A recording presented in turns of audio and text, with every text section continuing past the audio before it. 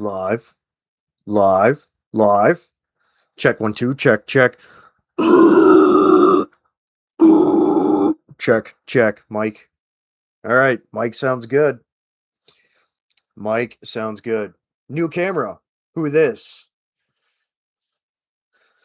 So, very good homie, XXL dude. Hooked me up with the 1080p stream webcam. I did a trade for it. Um, he was just going to give it to me. I was like, no, I'm going to give you something for it. So I sent him a very cool piece of kit that has a little bit of history with me. So at some point in the future, he'll probably do a video on it. It was a piece of kit I used in contracting. So 5x5. Excellent. Excellent. Thank you all for tuning in. Just NB, Covert Breakout. Thanks for tuning in. Anyone else is going to be popping in, I'll say hey to them. To start off, as always, with the live. Blue Butterfly, Tennessee. Hi, hello, how are you? Thanks for tuning in. Um, Just Lark Shotgunner. What's up, bro? Thanks for tuning in. How's the tattoo work going? So as always, I'm doing great, thank you. It's a beautiful day out in the it technically hit about 63 today, but it's with the breeze and stuff, it feels like it's in the 50s. Uh Actually kind of sunny out. Temple drop tonight though, of course. So it's still it's early spring here, but it's still kind of winter too. So we here in the North Midwest, Great Lakes area, we can expect snow on and off until sometime in May. Occasionally we'll actually get snow in the beginning of June. That's rare, but sometimes that does happen. Um, yeah, doing well. So as always, I'm going to answer the community post questions first for the live stream, for the monthly Q&A. And then after that, free for all, general shooting the breeze with everyone in the chat here. So just getting this all squared away. So this camera is a little bit heavy, but it's sitting well on top of my monitor here. But okay, so I'm gonna answer the community post questions, and then free for all, just hang out, shoot the breeze for about 2 hours. Also, I don't know if Andrew, ACR Protect, Andrew is in here yet, but for everyone else, drinking a B Nectar Zombie Killer. This is a Sizer hard cider with mead, with honey and cherry. Quite delicious. Cheers, everyone. Ah, and it's tasty. Highly recommend. Sizers are very niche. It's basically a mix of a cider and mead. So it's a growing community, but these are delicious.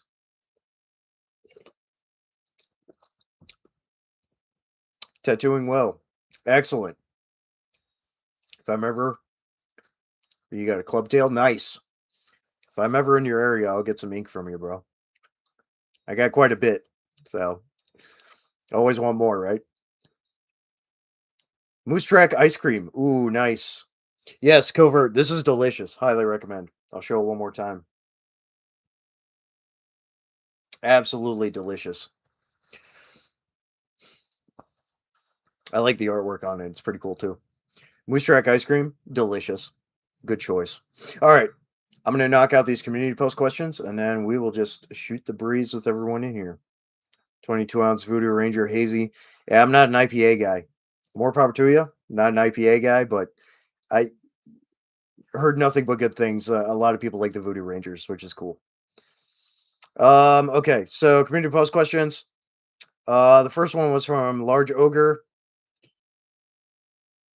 He was asking about Moonlight Industries and their Burger King crown camo pattern textile little fun gag things. I mean, if Moonlight wants to pick up some Frac T camo to make crowns, then he can. He is more than welcome to. Yeah, all your work is custom. That's what I like, Lark, Justin. You do some awesome work, man. I dig it. I've got a 3/4 sleeve from Lawrence Gutierrez. I'm sure you've probably heard that name before. He's from the Midwest, but he does expos all over the place and stuff. Um, yeah, I got a big old piece from him. That was my college graduation gift to myself. Nice. Okay, the next question. Phoenix Blaze was asking, considering making custom pouches for some low profile covert work in the job line that he is in. He's on a special task force. There's several custom gear manufacturers that will do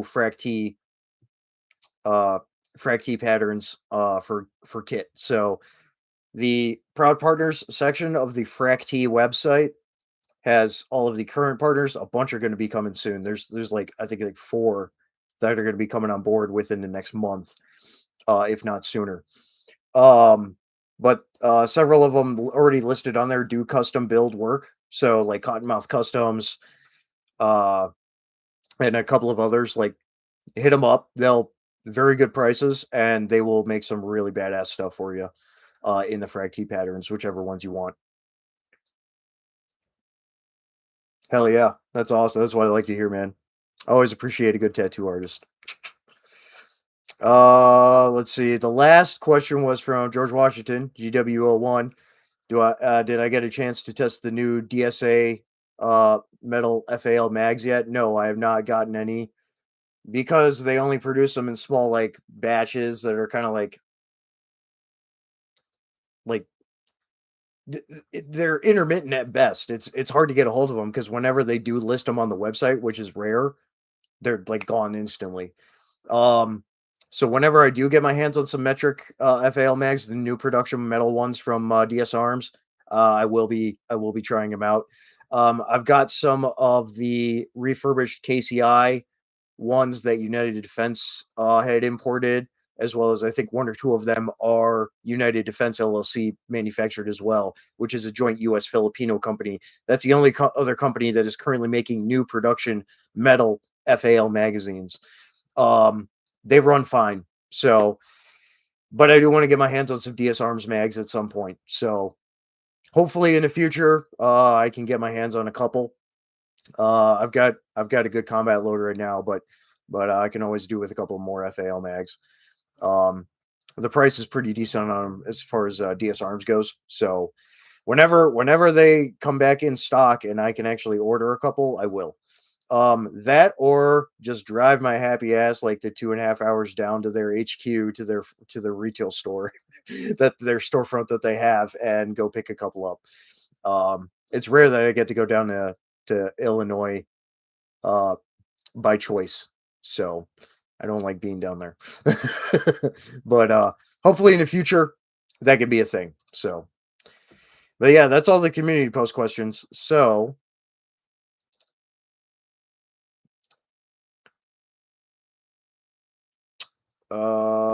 yeah, that is those. Done and done. Alrighty, now I can just hang out and shoot the breeze with everyone in the chat. If you got questions, fire away in the chat, topics of discussion, whatever. Happy to chat about them and whatever else. Robert Ham, Bobbert, thanks for tuning in, man. Glad to see you. It has been a minute. Well, I do this once a month for a Q&A. I may try to do a live stream maybe once, an additional one once a month at some point in the future, but I'm just so busy right now. I just don't have time to. Um, Everyone's saying hey to each other. Can't have too many mags. Facts, especially for FAL mags, because surplus FAL mags in decent condition, you're looking at 45, $50 minimum for one. It's ridiculous. All the FUDs are inflating the prices on the surplus stuff.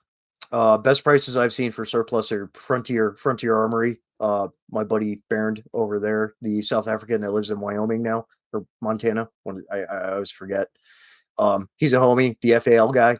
That's who that is. He's a homie, but he's got Frontier Armory, so he gets imports of a lot of South African stuff, but he occasionally gets some other stuff in. I found one other good outlet that's here in the Midwest that has FAL mags occasionally, and I got a Austrian STG FAL from him mag and then an Israeli one. And those both have run great condition, no complaints. The SADF ones were fine. The KCI ones are fine. Um, the KCI and then refurbished United Defense ones. Those have all been fine. So they're just expensive. And like I have one 30 rounder, which the FAL guy hooked me up with. They're unobtainium, and I mean, just those alone, you're looking at like 130, $150 for one of those in the surplus market. It's insane. So new production stuff, DS Arms and United Defense LLC um, are the way to go for reasonably priced metal mags. All the polymer ones on the market are junk. So yeah, it's an issue with the FAL community. G3 mags are much cheaper for G3 and PTR platforms and stuff. So, we're just dealing with it. Let's see. Hey, one round left. What's up, brother? Been loving. Go check out one round left. He's been putting out some badass videos lately, testing ballistic drywall and Kevlar drywall. Pretty cool how resilient that stuff is with a smorgasbord of amazing boomsticks. One round left. Favorite podcast member of unsubscribed podcast? Ooh, I don't know. They all seem like pretty cool dudes. I have talked to Wendigo Works as far as like business to business for Frac T to Wendigo Works. I did talk to Wendigo Works lately, and Donut Operator is I think a co-owner of Wendigo Works. Um, Brandon's a good dude. Uh, of course, I love Nick, Fat Electrician. He's another Midwesterner. Um, Eli's cool. He and I were in the military at the same time period. I don't know. They're all fine. I honestly haven't watched too many of their episodes lately. Just been listening to a lot of music, occasionally catching Sean Ryan stuff. The Reconnaissance Cast, Bud, that kid, he's doing awesome stuff, talking to all the old McAfee Sog guys and stuff. That's been a big one I've been listening to lately and watching. Also John Van Ziel, who's former Rhodesian Light Infantry. He's been talking with a bunch of fellow, expats and former RLI guys and some other guys and stuff. Watch him quite a bit too. 5 Romeo, some of that. So haven't watched too much of the unsubscribed guys lately.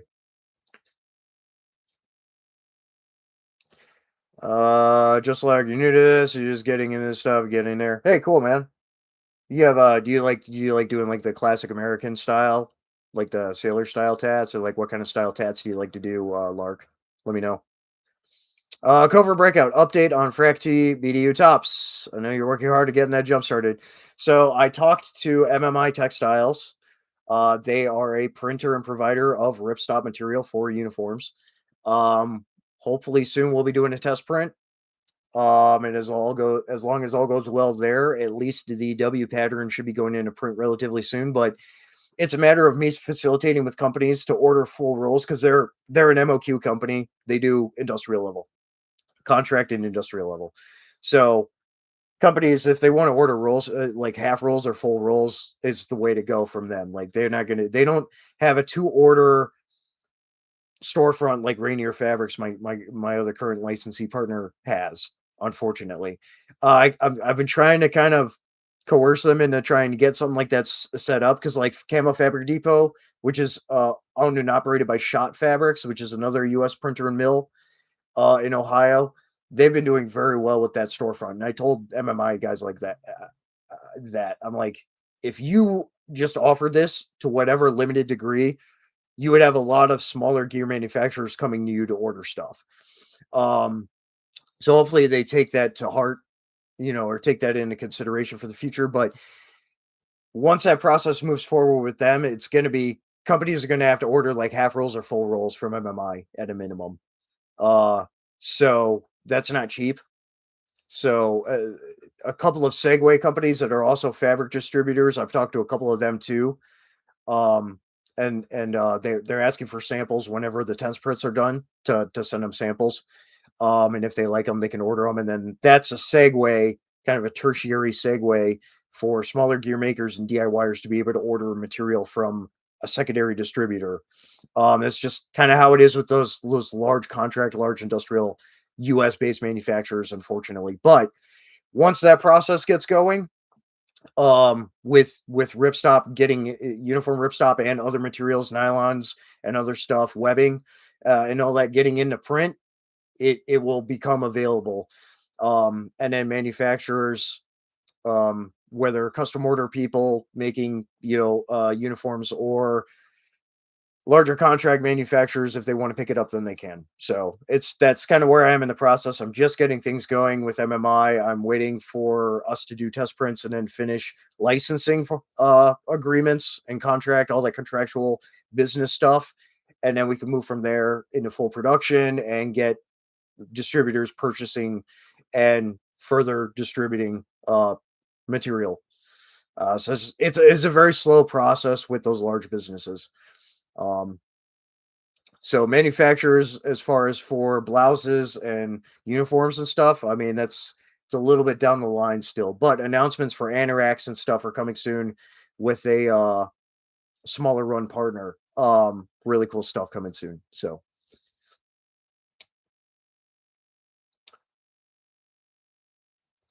that was a big bit, but that's kind of the update with that stuff covert. So thank you for asking. One round left. Good to know. You have plenty of FAO mags, but you need more. Everyone needs more. Yeah, DS Arms and United Defense LLC. The United Defense LLC stuff, I think you can only get through Keep Shooting, the website Keep Shooting. So check on there.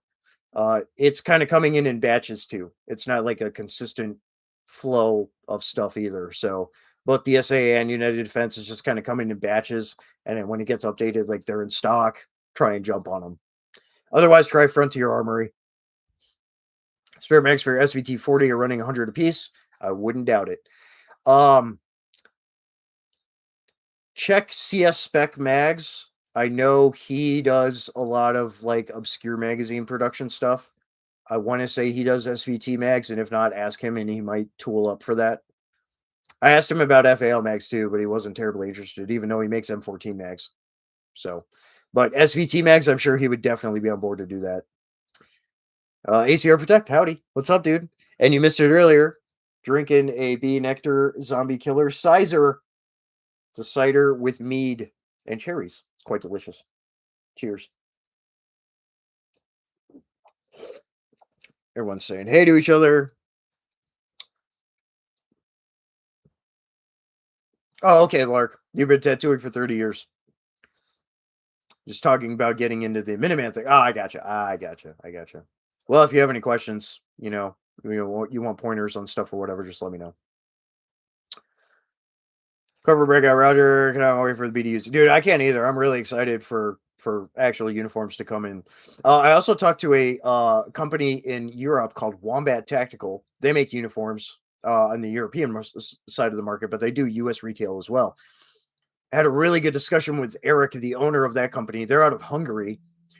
A really good discussion with him a couple of days ago, and he kind of pointed me in the direction of a UK printer for materials as well. So um, once I have the MMI stuff figured out, I'm going to talk to that company in the UK and kind of see what's up and all that too. So I might have an additional European manufacturer on board already, just whenever that time comes for that stuff. But I got to talk to this UK company, this UK textile printer and provider and stuff to see what they're about and see what's up with that. So as far as I know, they print in the UK though. It's not TAA manufactured stuff either, so that's good. And it's all the companies that I work with. As far as currently, all the companies I work with, whether it's textile printers and material providers, or your gear manufacturers, custom order, uh, custom build people, and all that, everyone is based is in the USA. Everything's made in the USA and printed and on all that. So, um, for the most part. So, but yeah, as far as materials go, just about everything's from the US as well. Just about as far as Rainier Fabrics goes for the poly based stuff. And their wide range of stuff they have, which is great, a great material. Um, A lot of people harp on it, and I was talking to MMI about this too. Like, oh, big nylon is a hype train. Laminates are not nearly as good as people say they are, and they actually end up weighing more than standard 500,000, 500D, 1000D nylon or poly. So, and talking with the guys at MMI, they agree too. They don't understand it either. But this stuff, like this bag from Whitmore Handmade, this is Cordura 1000D HP. So this is poly base. It's got kind of a PU coating on the inside, but it's completely hydrophobic. This stuff is tough as shit. Like, and it's waterproof. Like, why would you not do that? This is lighter, as light, if not lighter, weighs about the same as 1000D nylon. It's essentially the same material, just a slightly different synthetic base, type. Nylon and poly are both synthetic materials. This is awesome. This thing is bomb proof. It's amazing. And talking with to other gear makers and stuff, a lot of gear makers, whether newer in the game or not, they're just kind of regurgitating everything they hear from Big Nylon and from companies that have been around for a while and stuff.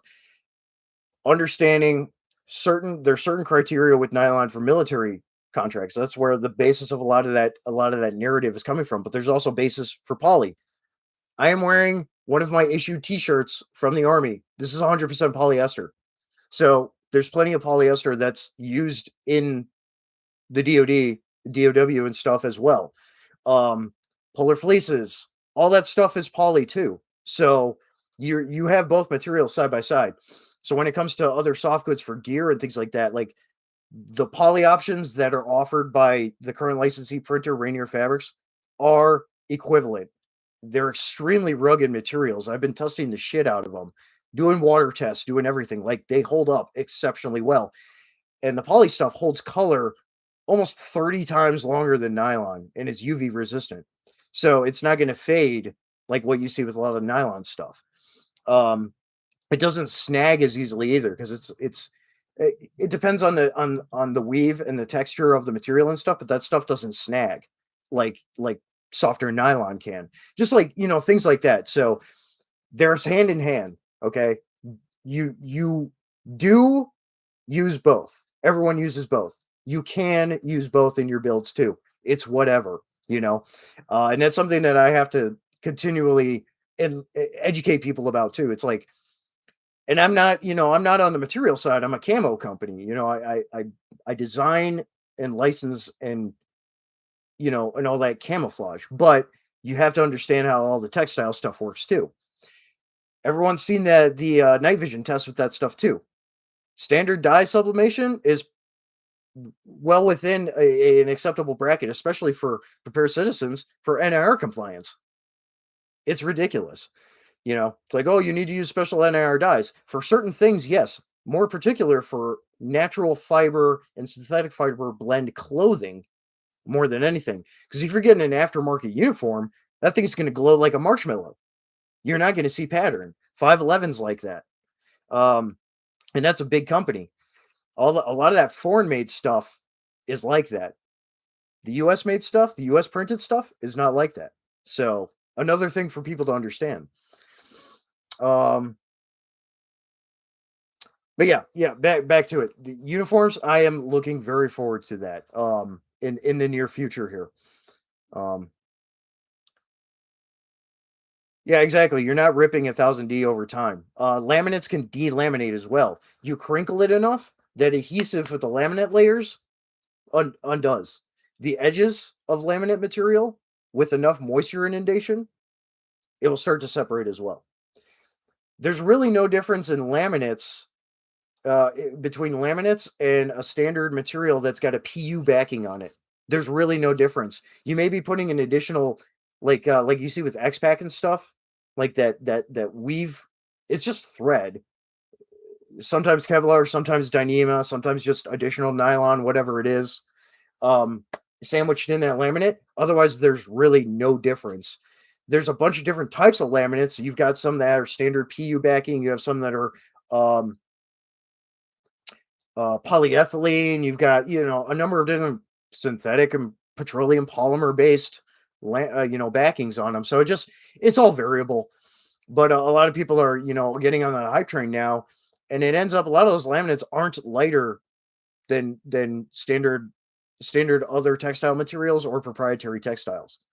They're not. So you're not really getting much more benefit out of it besides a more expensive cost of your product overall. You know, I don't see a big thing in it. Obviously, it's going to be offered with the additional textile printers and material providers that license and come on board and stuff, whether it's MMI or whoever else. Those will be options for them to print. But um, for me, I mean, especially in the field, that's all I ever used was 500 and 1000 D nylon and poly. Worked fine, no issues. That stuff is bomb proof. When it's well constructed kit, it's bomb proof. So a lot of people just regurgitate what they hear, as selling points from companies, and they're not actually looking at the broader spectrum of well, technical data and also just results of serious rigorous testing, you know. Um, it just is what it is.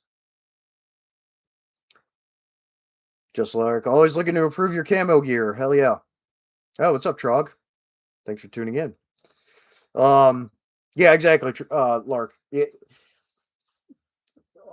Improving your camo. I mean, so I forget. Are you in Indiana, Pennsylvania? I can't remember where you are. But you look at your terrain. You look at your regional environment, your localized environment there. Obviously you have seasonal shifts. So it's like, okay, what are good primary colors for a top versus a bottom where you're going to be spending a lot of time brush beating, taking a knee, all this stuff. You might want something that's a little more brown dominant for your trousers and something that might be a little bit more green implemented, whether it's M81, US Woodland, or whatever, for your top during certain times of the year, spring through summer, through part of fall, and then transition. Trousers could stay the same, but then you could change your top to something a little more brown for when the color changes, and then fall and winter hit. You know, um, the Viper, Cobra, whatever you want to call them, the different types of like leaf hoods and stuff. Those are fine. Um, Ponchos, especially for in winter, just a standard kind of poncho, white poncho or whatever. And I've got DIY videos out there. I've got a whole playlist of camo and DIY videos and stuff, and that stuff's in there to show you how to kind of adapt your gear to your area as needed. Um, there's a whole number of things like that. Otherwise, you can order some Frac T, Rainier Fabrics, especially for ponchos, the windbreaker material that Rainier Fabrics has. If you want a snow poncho, the S pattern is available. You can order some and make a snow poncho. You want some cold weather, you may want to make a cold weather hoodie or jacket or whatever. Montana wool, brush jersey, like all that stuff is available to make that kind of stuff.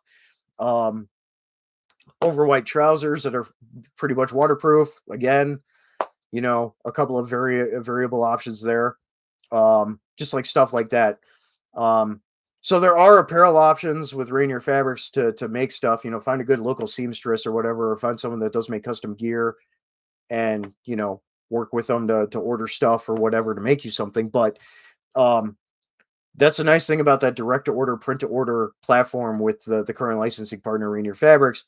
You can order however much you need, whether it's as little as half a yard or a yard to whatever. They'll do full rolls too.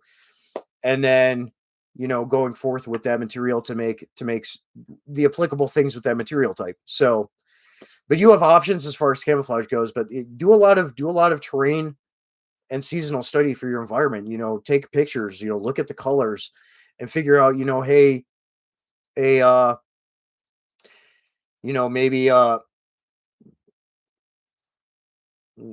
I don't know, whatever type of trouser, maybe like a Cryptek trouser is going to work great, and then an M81 top or whatever it is. You can mix and match. It's fine. A lot of the time that's actually better because it breaks your profile. Just stuff like that.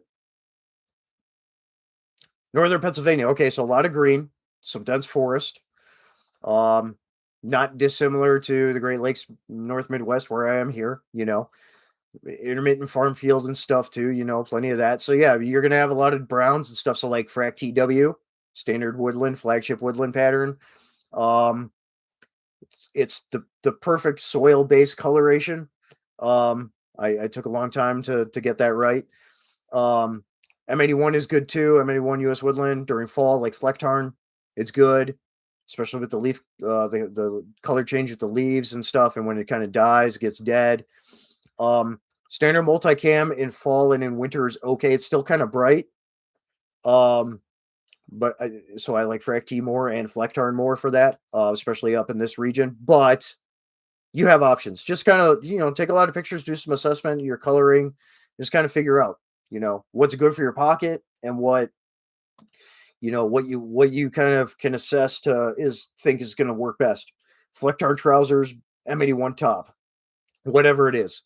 Or you could go with like even a multicam tropic, especially with the dense spring, summer, the lush greens and everything, like that works okay with Flectar trousers or whatever. You can mix and match. That's fine.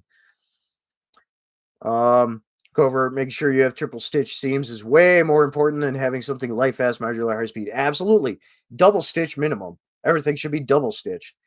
Um, Double stitch is good. Like it's still pretty bomb proof. Triple stitch is even better, but you know, it's just all based on the manufacturer. But a lot of that stuff, it can be simple textiles that are proven and good quality materials. And I mean, you build it well, it's gonna last you a very long time. Yeah, that's what I use right now too. Lark is M81 Woodland. It's an OG pattern. It works great here, but it's easily identifiable and it is a little dark. Um, so like those are kind of the downfalls. It works a lot better up here than multicam does, though. So way more. Um, but that's why I did Frac TW among other patterns as well. Um, yeah, so, and I mean, you're kind of getting close to mountains and stuff, kind of some hilly, bluffy areas too. So, like RW is a good pattern for that as well too. Just like that kind of stuff. But yeah, I like M81. I have a lot of M81, but whenever my stuff does get into print and production stuff, I'm obviously going to be changing it all out for all that stuff. So, uh, Trog, yeah, decide based on how far away it is from UCP. I've got a got my old UCP boonie sitting right there, covered in like pins and stuff. Kind of a shadow box kind of thing. PTSD from that shit. It's terrible. Um, Absolutely right, Covert. Don't assume a general camo, quote unquote, for your region. There's no such thing as a universal camo. Central PA farm country there. Okay, yeah, gotcha. Yeah, so kind of the same deal. From October to April, use Desert Tiger Stripe for top camo, dead fields, corn, wheat, leaves. Right, a lot of brown, a lot of straw color. So like the Frac T, like D, and the Frac TW would be great for that. Or the A. It's meant to be an autumn pattern, the A pattern. Your browns and tans, a little bit of gray, and your spruce, your coniferous plant green that's in there. That's what that's for, the A pattern. But you can mix and match with the other stuff as well. I find Desert Tiger to be a little too bright still. But it does work pretty well in that autumn transitional period. But that's why I have the A pattern, you know. So like I thought it out. I thought that's why I did 10 patterns all at once. I thought it out. It's like there's going to be transitional periods. It's like A pattern poncho or a PS pattern poncho or a D pattern poncho, whatever, and then having a W pattern uniform or Flectarn or whatever you want to use, you will need to have transitional stuff. So you're absolutely right there. Trog, love M81 during late spring to late summer, Michigan. Gotta let it fade a bit. Yeah, exactly. And that's the thing. Whether it's M81 or other stuff, DPM or otherwise, you have to let it fade on uniforms, and that kind of defeats the purpose of it of a printed camouflage. You do want it to pick up the environmentals. You want it to pick up some of the local soil and all that stuff, but it fading like that is a problem. Again, for soft goods gear, the poly-based stuff will not fade for a very long time. And it's UV resistant. It lasts easily 30 times longer than printed nylon. Um, Especially when it's like sublimation or a DPP, direct digital print, DDP. Um, when it comes to uniforms, I also for that I prefer sublimation too over what's called roller or rotary screen printing, which is done for most camo patterns on uniform material. My stuff cannot be done with roller or rotary because of the greater swatch, the greater size of the swatch before it repeats, the randomization in there. I would need like 7 times as many screens in order to try and accomplish it. It just doesn't work. It has to be digital printed, which is why sublimation, which is a deeper penetration of dye into material, and then it makes it last way longer. Also attributes to some of that NAR rating. Not that that matters for most civilians anyway, because most people don't have fucking nods. And then again, if they're using an aftermarket uniform, that thing is going to glow like crazy. None of that stuff glows. The poly based sublimated dye stuff doesn't glow. Sublimation dye uniform stuff doesn't glow. Not like you're seeing with this Asian manufactured stuff. So,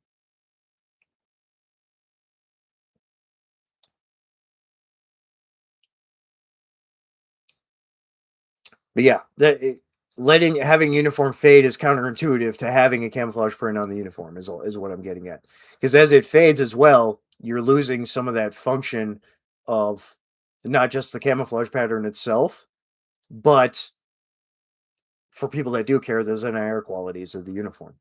Because as it fades, it gets brighter. So that's why sublimation dyeing is better. Um, but yeah. A pattern will be perfect for deer rifle season. Exactly. It's perfect for autumn and in winter. And then you throw snow pattern, S pattern, or whatever snow stuff you want over whites and stuff over that when the glorious white stuff falls. Good to go. You mean you did not just wing it? Yeah, exactly. No winging it here. I spent 3.5 years doing environmental study and the design work.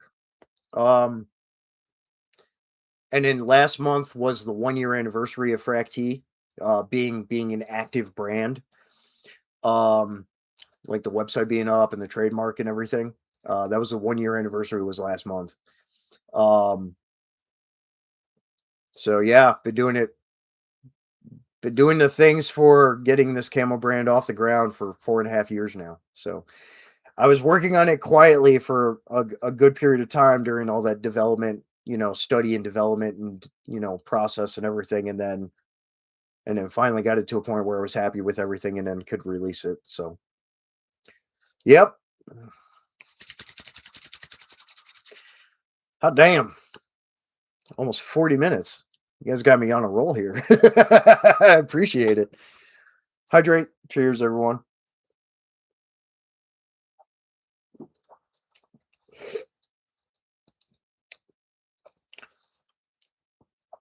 And yeah, so I mean, if you're on Instagram, make sure you're following the Frac T Camo Instagram. I try and post fairly regularly here on the YouTube channel about all kinds of things, but to include about camo brand stuff. Um, yeah, updates just come as they are, but like, yeah, new partners are being added. There's a bunch more partners coming soon, and then ideally more of this big expansion happening. Um, Biggest thing with the MMI textiles is trying to figure it out to have the Segway distributors, if they want to order a roll, to do that order process so that MMI doesn't have to produce a bunch of stuff first, per se, and then it'd be sitting there. Plus, that would be very expensive for me, and I can't do that. I'm on a very shoestring budget here running this. Running this brand as a one-man show, a sole proprietorship. So, um, it would make more sense for since MMI Textiles doesn't have a direct order to include smaller order retail type platform storefront with the fabric distributor kind of segue companies for them to just be able to place an order, have it printed, and then sent to them instead of MMI, me shelling out a bunch of money and MMI printing a bunch of stuff and then there's them just sitting on it. It's not very conducive. It doesn't make sense. Um, so I think that type of process is doable with them. So, um, Ogre, what's up, dude? Thanks for tuning in.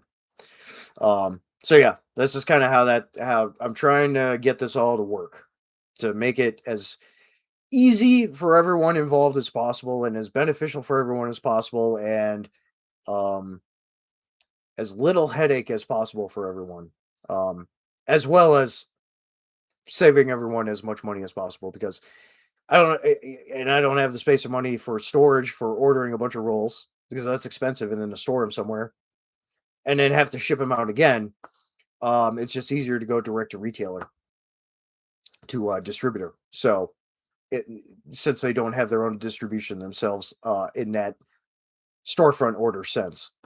It would be even easier if they did, but that's on them to decide what to do for that. So let's have DB level. What's up, dude? Thanks for tuning in. Haven't seen you in a minute. How you doing? Thanks for tuning in. I don't know if XXL dude is in here, but shout out to him. He got me the upgraded camera. So 1080p. Woo!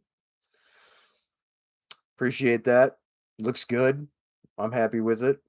So winning.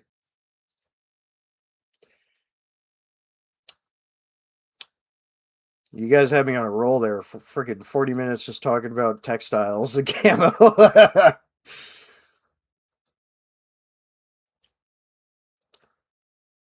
Well, the old one is onboard 720p camera. So yes, it is a considerable upgrade. So just a little onboard 720p camera that was here in the computer. So this is a it's a Logitech uh streaming webcam thing. Peaktism. I don't know about that.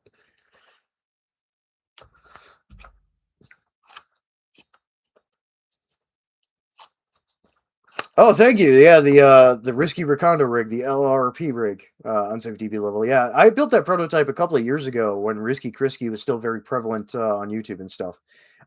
Rumor is he's coming back. Nothing for sure. I do talk to him fairly often, but in private chats, in private messaging. But Krisky may be coming back. But yeah, I've been sitting on that prototype rig for a while. It needs some refining. There's a couple of things that need to be added and adjusted on it. It being a rough prototype, but Tin Man Metal, I don't know if he's in here, but he wants to start a gear making company and make that rig, and he's either got to get on that horse or it's never going to happen, man. I love you, Tin Man. You got to make it happen, bro. I'm here to support you 100%. You got to get it going. Um, I did approach a couple of other companies in the past about it too. But now that I like am connected with like even more companies and stuff, I posted a bit on Instagram about it because that's where a lot of them are connected with because everyone's on Instagram, business wise. And some are like, "Hey, that's really cool." I'm like, "Hey, if you got ideas that you want to take from it, go by all means." And then asking some other companies like, "What do you think of this? Would you want to make something like this? With some adjustments and polishing up and adaptation." So I don't know. We'll see. We'll see in the future if it ever comes to a market product. So we'll see. Covert Tin Man and you and Tin Man were talking about it. You're gonna push him mainly because you also want the rig, right? It's it's simple. It's no nonsense. The fully stitched construction, and I've said that a million times. That is way better than having a bunch of pals and Molly and Malice, whatever. That shit stuff just dangles a lot more. You're introducing failure points. Um, Fully stitched construction, super bomb proof. I mean, look at SADF pattern 83 battle jackets, bomb proof, and you can still get them all over the place. Um, and same with like chest rigs and stuff. I mean, the Chi-Com is still around for a reason. This is fully stitched construction. It makes sense. And once you have a system and the design, the sewing pattern and stuff like down pat, and polished up, like pretty quick to get them made. Um, a lot less time having to go back and forth between like a laser cutter and other things. I mean, obviously you can use it to cut the pieces that you need and stuff and then stitch it all on and everything. But I digress, it's like it would be a fairly quick process. That prototype, that was the first thing I ever built, like intensively with a sewing machine. First thing I ever built. Took me about 36 hours. Because I was like kind of just trying to figure it out along the way. I had done some initial like templating and stuff for patterns, but I just kind of went for it. I was like, okay, what materials do I need? Got the right needles, the right thread, and all that. And I was like, okay, I'm just gonna freaking go for it. Because Krisky had put the video out, and I was like, I think I can make that, at least a prototype. So that's what became that the LERP rig, the Risky Recondo rig. So got the prototype sitting here. Whenever Tin Man or whoever wants it, like I will mail it to you. You know, so you can have it in your hands to look at and understand more. Yeah, I'll even send all the notes that I have written down for it too and stuff, but like kind of get a better sense of it, in your hands. It's always easier to understand all of the nuances with it when you have it in your hands. So yeah, I know. Covert, where do you recommend getting mil spec berry hardware, ITW plastic, thread, Velcro, etc.? There's a bunch of retailers out there. Rocky Woods Fabrics, ACW, American Cord and Webbing. They're more of an industrial. They're a manufacturer of that stuff, and a distributor. They've got a bunch of partner distributors. But yeah, Rocky Woods Fabrics. You can try Strapworks. Um, there's a bunch of other companies too. That I'm not able to think of right offhand right now. Um, but there's a bunch of companies out there that are offering the hardware here in the US with like that US made stuff. Just look around and you'll find them. But like Rocky Woods Fabrics has a bunch of that. Strapworks has some of that. Yeah, just a bunch of that.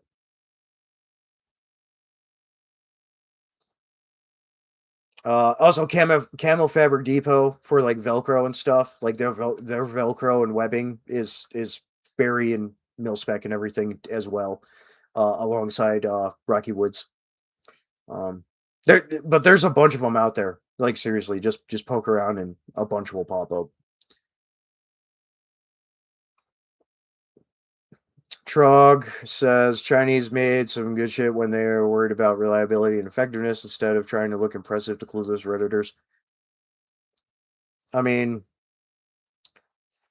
contract manufactured stuff can be good quality. I mean, the chest rig I run right now is made in Hong Kong. It's all U.S. components, and then they ship them all to Hong Kong and then make them there and then ship them back to retail, which is kind of weird to me. But the optimal performance system stuff, ops gear. Um, it's chest rig I run. I love that thing. And that's besides the side canteen and IFAC pouches. It's all fully stitched construction. Go figure. Well made. But a lot of the Chinese stuff, if it's contract manufacturer, there's quality control. When it comes to all the Temu stuff, and there's a bunch of dudes that buy the stuff on Temu and everything. From my end, don't buy anything off of Temu or Wish or whatever. There's U.S. companies that do have TA or TAA, the Asian contract manufactured stuff. Okay, there's plenty of that's in the country that you can get for cheap. You've got. There's nothing wrong with Condor. Most of their stuff is great. I've used some of it in combat. Condor gear is fine. That's TA production stuff too.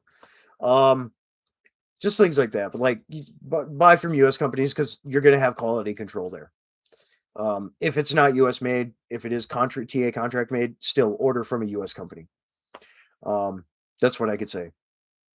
There's at least a quality control there. But buying American should be the priority now, and that's a priority with my Camel brand as well. Like I'm not working with anyone that isn't a U.S. manufacturing partner with stuff made in the U.S. Or in the near future, there may be a couple of European partners as well, but everything's made in Europe. European berry compliance equivalent, basically.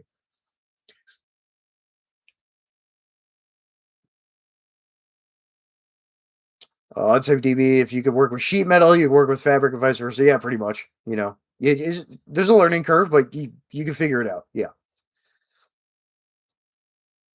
Fenrir Sleeps. What's up, brother? Anyone who doesn't know, that's one of my homies from Portugal, the country, not the man. What's up, brother? Glad you could pop in. Legendary live streams. I mean, I am drinking a zombie killer cider right now. It is a cider with added mead. Delicious. Cheers.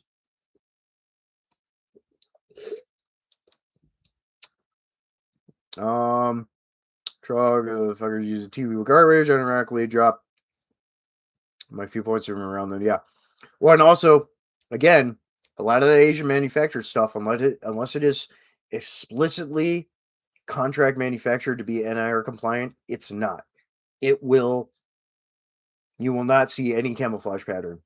It will just be solid color shine. Same with these uniforms. Again, 511, uh, even True Spec, Rothco, like all those Asian manufactured Vertex, um, those Asian manufactured stuff, you won't see a pattern under nods. So just take that for what it is. Some of the Vertex stuff is NAR, their tactical line explicitly, but most of Vertex stuff, even, and that's expensive stuff, it's not. So again, keep that in mind with the materials that you get from Asia. IQ points, yeah, right. Yeah, right. You're like what, 7 or 8 hours ahead, Fenrir? Yeah. So it's getting kind of late there. Yeah. I'm glad you could pop in though. I was talking to my buddy from Ukraine the other day, and he's like 8 or 9 hours ahead. Yeah. Midnight there now. Yeah. Okay. Yeah. So 7 hours ahead.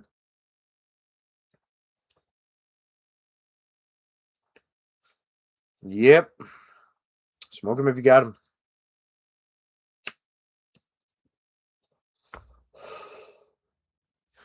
Um. Yeah. Quality control is just the biggest thing. Apart from having that principle for domestically made stuff. The shift is happening, and that's a good thing. Um, More of that needs to happen. So, um, Cordura brand textiles.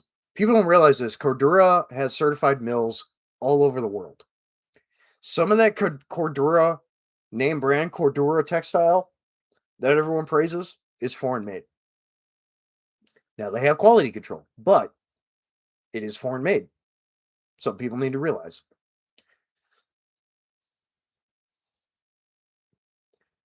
Cover breakout. If you had to completely start over with your camo brand, including R&D, prototypes, launch, in your current state, what would you do different? And what would you present? What would present day DJ tell past DJ? Um, hmm. Honestly, not much.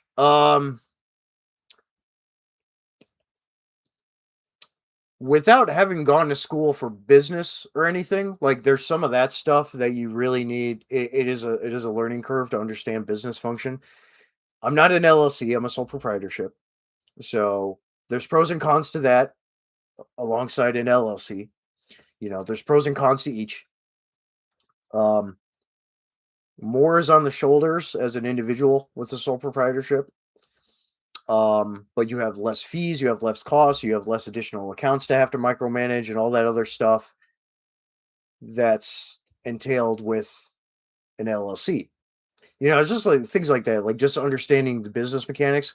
Because yeah, I had to learn it along the way. Which I just applied with the government for a cage code the other day. So kind of having a back and forth with them right now to figure that out because I don't know if I did the application right for it. So, because again, a sole proprietorship is a little more niche than an incorporated business or an LLC. So things are done a little bit differently. Tax stuff, it's still individual tax filing. You know, you just have some additional forms that you do. You're not filing separately for a business with a sole proprietorship. There's things like that. So it's just like that kind of stuff. Like knowing more about that kind of out the gate is helpful. But I figured it out along the way in fairly quick fashion because I'm good about that. But definitely something to really have all kind of bundled up as far as a tool bag of knowledge when going to launch a business. Um, Other than that, not really all that much. There's not really much I would change. Um, the only other thing would be trying to have a bunch more money out the gate. Um, with camouflage companies and stuff, your money is made from licensing. Unless you're additionally doing direct retail of your own like printed product and stuff, that's a lot more headache than I want to have to deal with though, which is why partnerships are important. But a lot of the money coming in is licensing, is royalties. Um, so only having one licensed printer right now, is not a very big income stream. And that really only kind of picked up this year. So going almost an entire year of starting a business, getting a launch off the ground, having no income, that's very difficult to try and get ahead. Especially again with some of these larger industrial textile printers and stuff, and these MOQs and everything. If you're wanting to order full rolls of material and retail them, that is not cheap.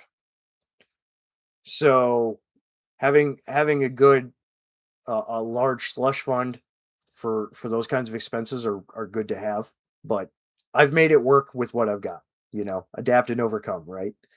But that's the one other thing as far as start getting a business started is save up a lot of money. Save up a lot of money. That's really the other good advice besides understanding how what you need with business stuff, function, you know, uh, formal structure, tax, legal stuff, like all that shit, apart from government contracts and then filing trademark and all that, which I have a great lawyer for. He's helped me along the way with all that, been well worth the money. So get a good lawyer. That's part of that business stuff. But the other side of it is have more money starting out than I did. So that's really the biggest thing.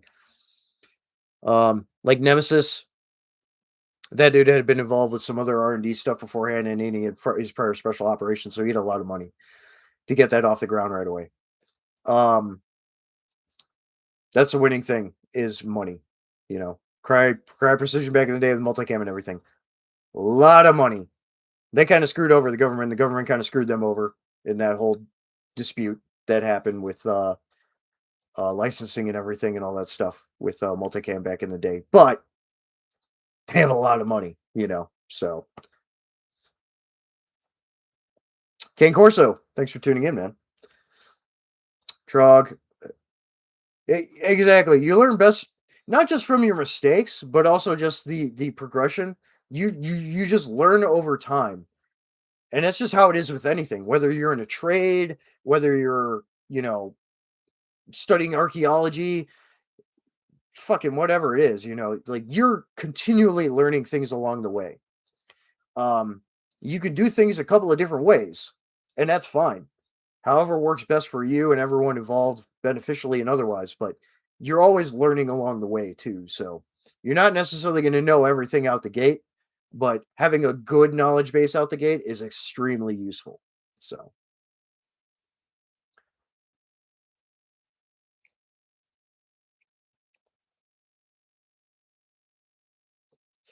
let's see, if when you're reliably claiming enough deductions that you need to itemize your taxes for a couple of years in a row, then it's time to worry about the specific legal entity your business uses. Yeah, to an extent. And again, that's where focusing on IP, the licensing, and the marketing, like that's the priority as far as my brand goes. And then additionally, design services and commissioning and stuff like that. But the rest of it handled by other people. So I don't have to itemize as nearly as much, which is really nice, less headache inducing. Keeps things simple, and that's the way I want to keep it. Um, I like sole proprietorship though. It's fairly easy. LLC gets much more complicated, and I hate micromanaging shit. I do. I already have enough logins for everything on a freaking web browser, let alone having to deal with everything else, you know. I hate micromanaging. It's a big pain in the ass. Obviously, I have to do that with partnerships, but it's a lot easier when when it's mostly just through communication. So, a lot less to worry about there. But you're not wrong. You're not wrong at all. Otherwise, don't sweat it. Absolutely. Kane Corso, what is an unsafe DB level? I don't know if we've figured that out, have we? No, it's definitely, past 200. I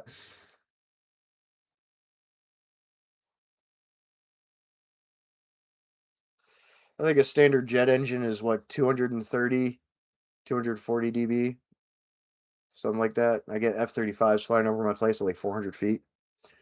Um, I also play in bands, a lot of loud music, amplifiers pushing a lot of air, making a lot of noise, but and then aside from that, shooting and work and a lot of firearm stuff, but all that it's like whatever, you know. Um, Thankfully my hearing is still fairly decent, so but yeah, like 140 to the 230 range is definitely the high end of like loud. And there are things louder than that, but not many.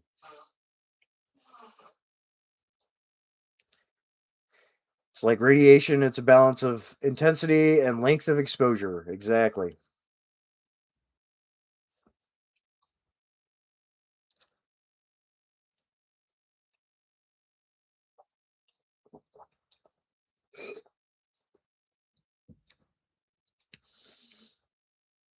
Anyone else in here that hasn't piped up and said hey or anything, say hey, ask a question, fire off a topic of discussion. Got about an hour left. I go for about 2 hours in these lives.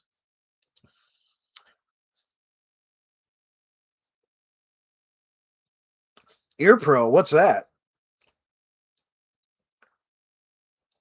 All through the GWAT, we didn't have Ear Pro. It was earlier GWAT. Those in ear plugs, they didn't work for shit. We just ended up ditching them. Obviously, nowadays at the shooting range, yeah, I'm using Ear Pro and stuff, but like out in the field now, you need all your senses. And Ear Pro, active Ear Pro actually cancels out some noises that you need to hear, even just in your natural environment. So operationally, they're still not great.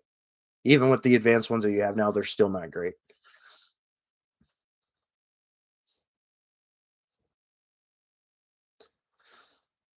Large ogre, hey, are you annoying? You're a boomer. You're one of our resident boomers. We love you. Chill on the boomer posting sometimes. Now you're fine, ogre. You're a busy man. Ogre's good people. Just Lark. But all right, guys. Catch you later. Metalhead. Hey, thanks for tuning in, man. Glad you could pop in and have a good discussion and stuff. Or appreciate you tuning in. Covert, whatever TV your wife is, when she yells at you. Yeah, that's accurate. Ogre earplugs work. I don't know. No, not really. Not in the field. Not doing operational stuff. Like there's the sensory things out in the field that you need to be able to hear in your natural environment. Um, Again, the noise canceling stuff, it's great nowadays, but you may not pick up that footstep snapping a twig out in the distance, 50 meters. You might not hear it. It cancels it out. Um, just other things like that. Like there are nuances to it that are still problematic for ear pro in the field. Case in point as well. You see the recent exercises in Europe between, joint exercises, so your European US forces and all that. Most of the time they're not even have the ear pro on. Firing off blanks and stuff, they don't have them on. Blanks aren't that loud, really, honestly. They're not on. Ukraine, most of them have them freaking off. There's a reason. Because you need to be able to hear your ambient environment. You need to be able to hear things that stuff does cancel out, unfortunately, as much as it cancels out the loud noise of gunfire. The buzzing of drones, it cancels that out too. Another case in point.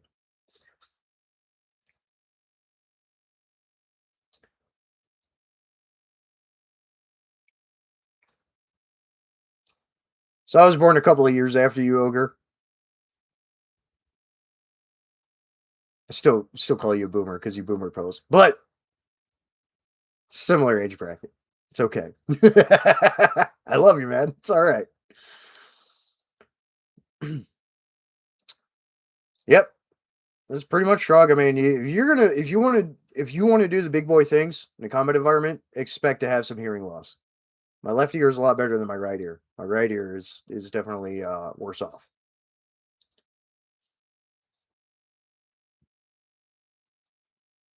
Another member of the Slagger generation. Yeah, I was born mid 80. Lawfully armed. Thanks for tuning in, man. IMO AK blanks allowed. I mean, a little. They're really not that bad though. I mean, I don't know. They're a little bit louder than AR blanks, but you know, 5.56 blanks, but not by much. I don't know. They don't bother me. Even 7.62, like the German blanks, they don't bother me. I don't know. Anorak when? Yeah, so I talked about that earlier. Anorak announcements should be coming soon. I'm still waiting to hear back from the partner that's making them and stuff, and get some photos and stuff from them. But they are coming soon. Um, 4 different patterns to start. I can't remember. I don't know. I can't remember if they're going to make it an actual catalog line of products or if they're going to be doing like 20 runs of 25 of each. I can't remember if they decided on either or, but should be coming soon. And then the partner announcement along with that will be coming soon for that. I know. I'm waiting on it too. I'm waiting to hear from them about the Anorax. I don't know. I don't know when they're coming. Soon, as far as I know, just soon. you know, I'm not incessantly ragging on the partners about stuff. Because that's I mean I don't like that, so I know they wouldn't like that either. So yeah, I don't. That's not the kind of person I am. So I'm not gonna be pestering them every day. When is it coming? When's it coming? It should be soon though.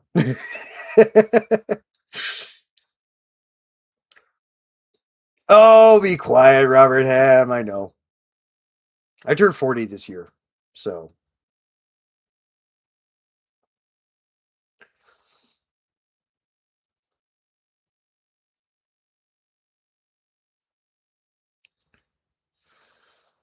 Ogre. Okay, DJ, do you think so-called sleepers will be going off at a shit with their hands done? I mean, you're always gonna have the risk of sleeper or lone wolf threats. It's always gonna be a thing. Whether it's whether it's a mentally unstable person or a radicalized person, whatever it is. There's always gonna be a risk there. You need to do your regional threat and risk assessments. Keep your ear on the pulse of actual intelligence feed, not your third party twatter bloggers and shit, like actual intelligence feeds from legitimate organizations that are doing the things in the field with human intelligence and open source intelligence and signals intelligence and everything else and providing information. Like, pay attention to that stuff. Have your finger on the pulse of that stuff. Have your ear to the ground about those kinds of things. Just do your risk assessments, threat assessments. They need to be updated fairly regularly. So, better sleeps, need to drag your sleepy ass off to bed. Hell yeah. Catch you next month, hopefully. Yeah, yeah. I mean, maybe in the future I'll do an additional live stream or something a month. And I mean, I'm always open to jump on other people's live streams as well. Lawfully armed. If Tactical Muffin Top wants me on again at some point, Tin Man Metal and ACR Protect whenever they want me on random lives. Doesn't have to be a Whiskey Wednesday. It could be whatever live I can jump on, if I'm available, that kind of thing. But yeah, hopefully, soon. Otherwise, yeah, next month. I appreciate you tuning in, brother. Go get some rest, Fenrir. Sleep well, my prince. um, yeah, hell yeah, Lawfully. Yeah, man. Friggin' anytime you want to chat, friggin' let me know. Um, there was another dude that started following me on Instagram that isn't a podcast. I can't remember what his name was though. But the more the merrier.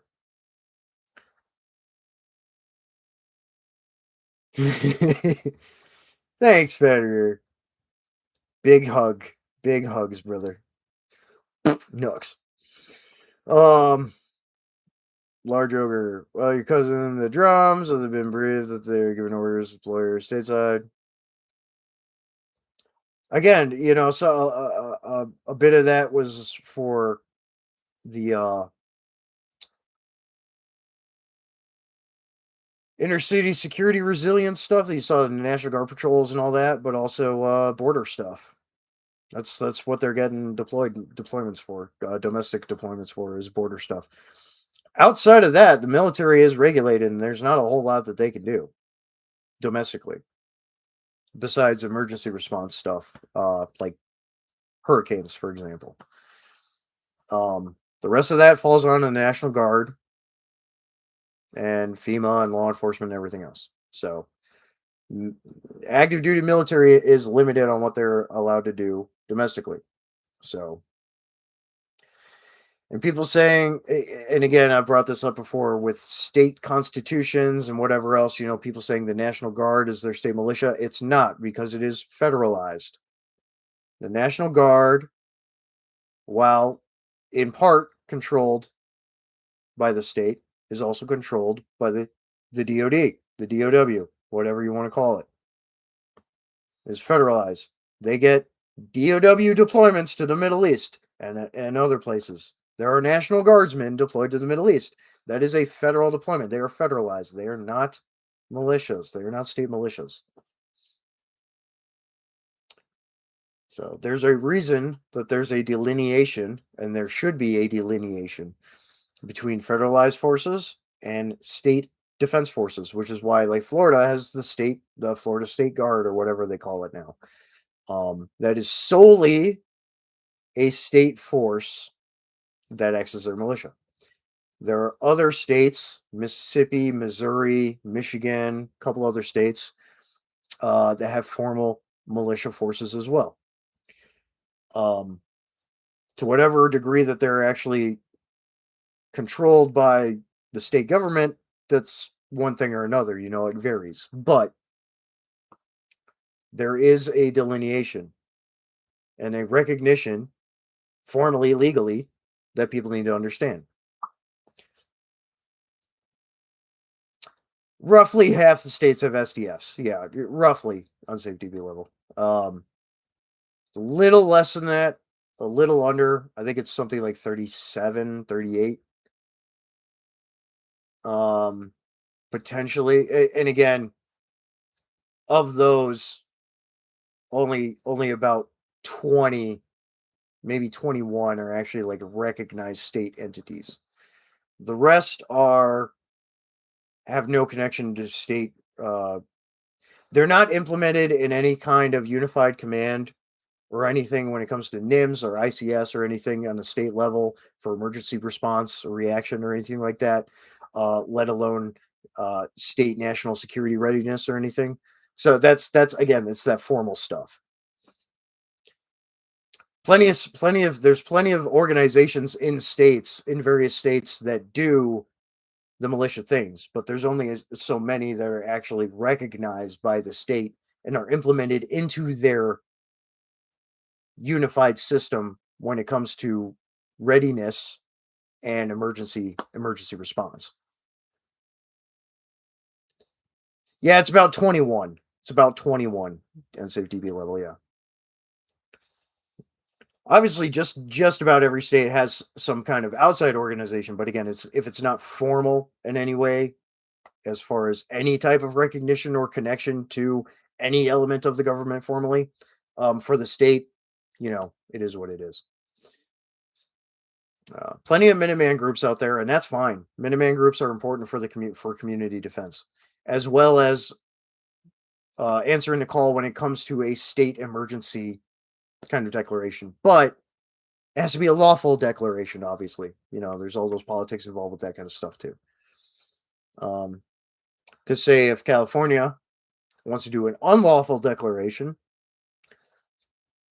those groups aren't going to be involved. So, and it's not going to look at a lot of sheriffs are going to be like, nah, fuck you too, because there are still plenty of good sheriffs all over the place, to include in absolutely jacked up states like California and New York. So, if your sheriff is good in your county, make good with your sheriff.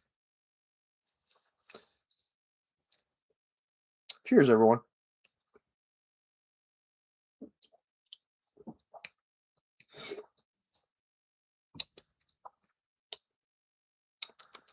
Got about 45 minutes left in the live. Keep coming with these topics and questions. Seems like a few people dipped out, and that's okay. At least I have better camera quality now. Anyone new coming in, say hey. Ask a question in the chat. Fire away with the topic of discussion, whatever it is. I'll talk about just about anything on here.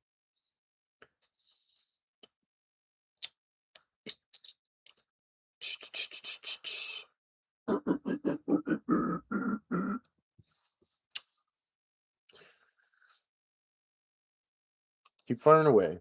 Anything you got.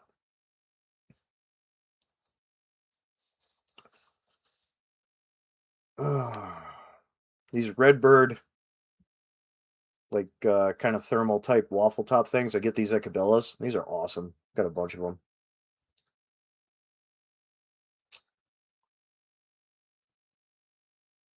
Joint health. For cartilage and all that. Turmeric.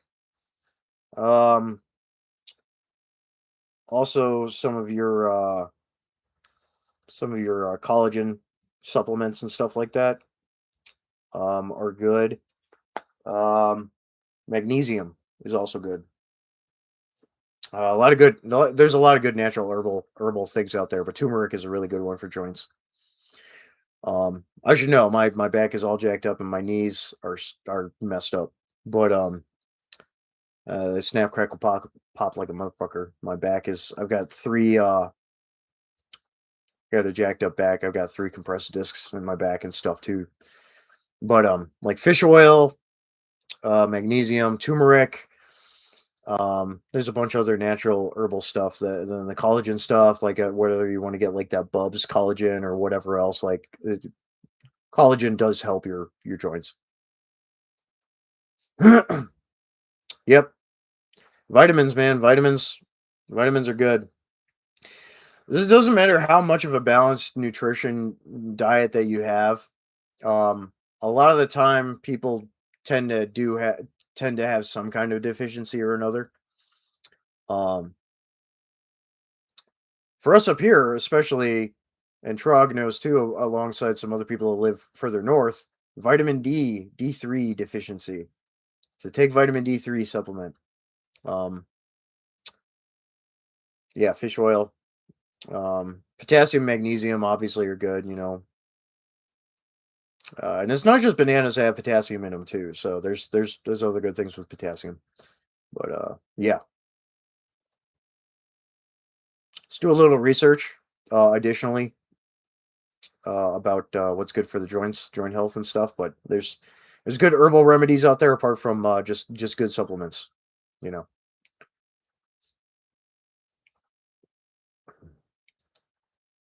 know, wearing body armor and a bunch of kit for 20 years, of work, it does a number on you. So you gotta you definitely got to take care of yourself in that regard. So um, I get my vitamins through the VA.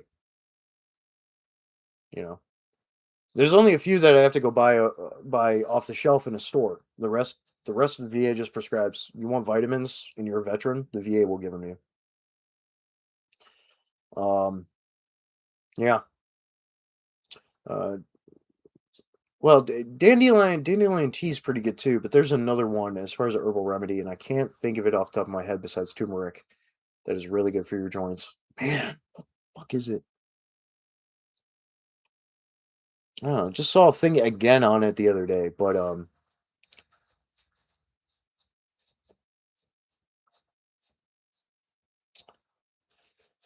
But yeah, there's some really good options to look at out there. Um, yeah, exactly, trunk. Unsafe DB level. If you're completely run out of topics, I mean, any topic from the folk is usually a good topic to talk about. Do metal guitars use multi-scale formats like Dingwall basses?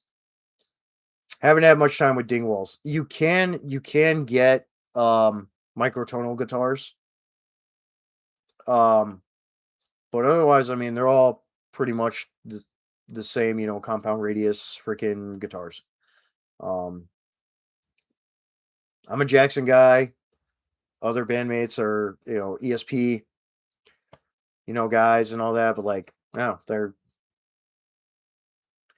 um you can get microtonals, you can get fan fret, you can get whatever for, multi-scale, whatever. But a lot of them are fairly standard. Like what you see is standard electric guitars, you know. Um that's pretty typical across the board. It's all on your skills and how you play too. You can do microtonal stuff on a standard fret guitar. So I do, you know, for a couple of projects. Fanfret is really what you're talking about. Yeah, you can get fanfret guitars. None of mine are fanfret. I'm not a big fan of fanfret, but you can get them. Yeah, and then even more advanced is those microtonal ones where it's got like the staggering partial fret bars like all over the place for the microtonal stuff. Like those exist too. There's even I think for acoustics there's adjustable microtonal ones now too, which is crazy. Microtonal fretboards, crazy tech nowadays, but yeah. You can get FanFret stuff. Yeah. A lot of it isn't. I don't pay FanFret, but yeah, they're out there. Kiesel's got some FanFret stuff. I think Schecter's got some FanFret stuff. Trying to think of others. Yeah, yeah, they're out there. I am a diehard Jackson Dinky guy, although I'm very, very, very, very disappointed in Fender, who owns Jackson and has owned Jackson for a long time now, unfortunately. Very disappointed with Fender's handling of Jackson and the quality control. Just the quality of builds in general, even from Jackson's custom shop, have gone down the drain. It's extremely aggravating and annoying. Like my early 2000s Jackson is miles beyond the newer 7 string that I have. It's crazy how different they are in quality. The 7 string still plays great. Obviously, it's a recording and gigging guitar that I run, but the quality is just not nearly as good. So Fender can eat a bag of dicks for what they've done to Jackson. Jackson, anyone who is in charge at Jackson that doesn't that has some pushback against the Fender overlords, grow some balls. Freaking improve the quality of the guitars at Jackson. Because even some of the stuff that they're freaking price tagging at $1,200, it is not the same quality as even my early 2000s Dinky, which is a Japanese US one. Nowhere near the quality. It's insane how decreased in quality that they are. Um, yeah, it really bugs me because I love Jacksons. They play great. Um, just the speed necks and stuff, they're my favorite necks, but overall build quality has gone down the drain because they shifted everything to freaking Chinese and I think partially Indonesian. Might be a little Korean as well, manufacturing, but yeah. It was a lot better when Jacksons were Japanese and US made. Go figure. You're a bassist, used to feel like you understood guitars in the 90s, but now you can't tell what's real and what's influencer BS when it comes to guitars. Oh, yeah, well, yeah, there's a lot of that, miming, guitaring and stuff that's happening. And that's a problem I have with a lot of music production nowadays too, because it's so everything's DI and it's so sterile. and everything. Like, it's just it doesn't sound as good as miking an amp. It doesn't matter if it's a solid state or a tube or whatever, but miking an amp for recording production and just general video quality and stuff, like, it just sounds better. Um, there's plenty of DI that does sound good, but again, it's just the pervasiveness of modern production has really done a disservice to a lot of that. And then there's a lot of there's a lot of shitheads out there too that mime fake guitar play and stuff. Um, and it's not good. Puts a bad light on musicians in general, but also like, you know, somebody's getting hyped up on commie talk or IG or whatever and YouTube and everything and getting all these views and followers and stuff, and it turns out that they can't play shit, like that's a problem. So yeah, they need to be dealt with.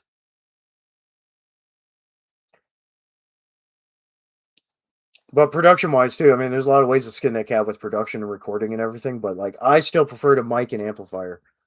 Um, it just sounds better to me.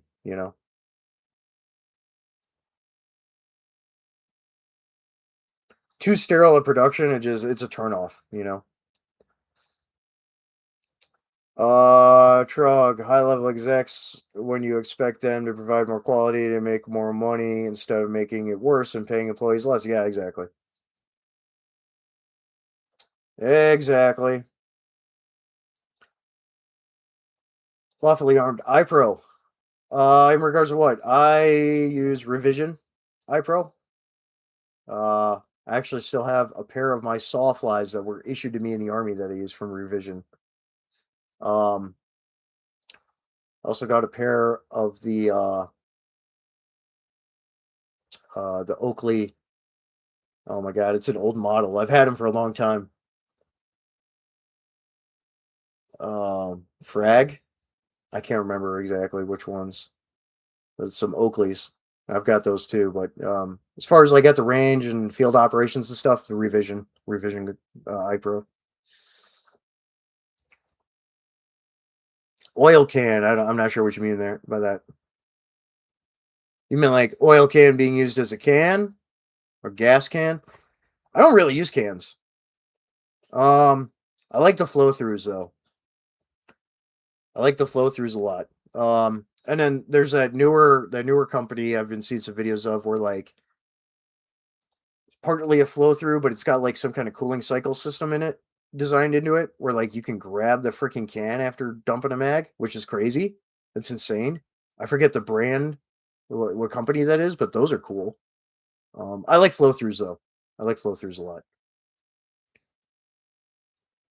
There's a number of different flow throughs out there. Some of the other cans too, like Otter Creek Labs are okay. I know one of the dudes over at Hux Works, but I like flow throughs when I do use them as little as I do. I'm just not a big can guy.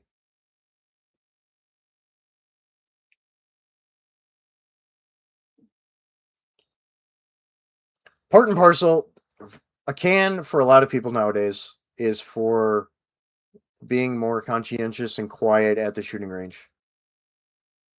And for certain other purposes, like certain kinds of hunting. Operationally, obviously, it's for certain kinds of specific things when it comes to doing raids and other stuff. Standard combat operations, you ain't using them. You're way too high a round count to be worrying about that thing. Um, Plus, you get in a gunfight, it doesn't matter anyway. Everyone's going loud, and it's going to be loud no matter what. So, cans are cans have their purpose, but in a combat application, in large, standard, typical combat stuff, not your very small community tier one raid stuff. It doesn't matter. Um, or did you mean petrol can? I don't know. I figured that's what you meant was a can for shooting, but oil can, gas can. I like jerry cans as far as petrol cans go. I like jerry cans. Your classic metal jerry cans. Some have polyurethane lining in them, whatever. Unsafe DB level around here. When you hear people talking about suppressors, it's not for noise. It's to completely eliminate flash so you don't blow up the mobile meth lab you're rating. Again, very specific use. Um, again, back to raid team stuff. Civilians aren't doing raid team stuff. Even in an SHTF situation, a lot of people are not going to be doing raid team stuff. And if they are doing raid team stuff, there's going to be a very special reason for it, or they're predatory, in which case they need to go. But yes, mobile meth labs. I got what you meant. Yeah. Hell, I've got a buddy that's doing some special task force stuff right now with warrant services and stuff regarding trafficking. They don't use cans, and some of those places are meth labs, but they're not using cans. Even on that side of it, like only certain SWAT teams, are using cans. Others aren't. You know, but if there's a bona fide, lab in there, like, you gotta get a whole other mix of people involved then anyway. So lawfully armed, yeah, Oakleys are fine. You know, I like my revisions. Revision's great. Great iPro company.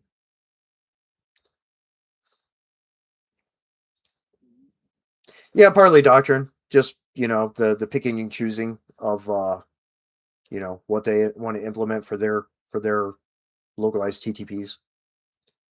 Yeah. And again, I get it makes sense for hunting too. Um Closer range hunting. Farther range hunting, it doesn't matter because the shot's getting there before the sound anyway. But yeah, closer range stuff, like, yeah, the hog and all that, like, it's good. But you know, never used a can in 20 years of professional application. So again, there's specialized stuff, and then there's your general things. As a grunt, no can. Contracting wasn't doing like GRS secret squirrel stuff, or SAD stuff. We were doing whips, Worldwide Protective Service contracts, and we were rolling around and stuff, but it was all loud. And then like, yeah, like executive protection, not using cans. It's, again, a lot of that is just, it's whatever. So a lot of specialized use.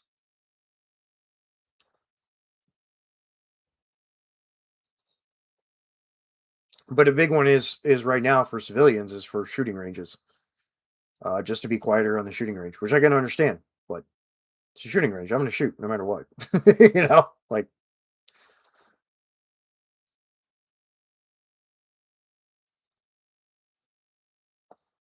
smoking the gum.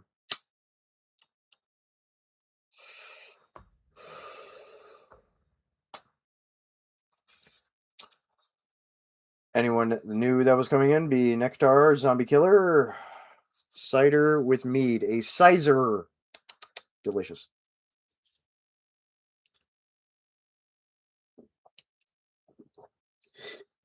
Mm. Delicious. It's got a cherry in it as well, which is quite prevalent. Slight tartness, really nice sweetness on the back end. Quite tasty. Quite tasty. I like the label too. It is. It's good. There's a couple other brands of sizers that I'm trying to find too, but they're not at the local place I usually go. They had that at least though. And then I got some more of my Greens Tripel as well. 8.5 horsepower Tripel. Yeah, the good stuff. Damn, did some people bail out? That sucks.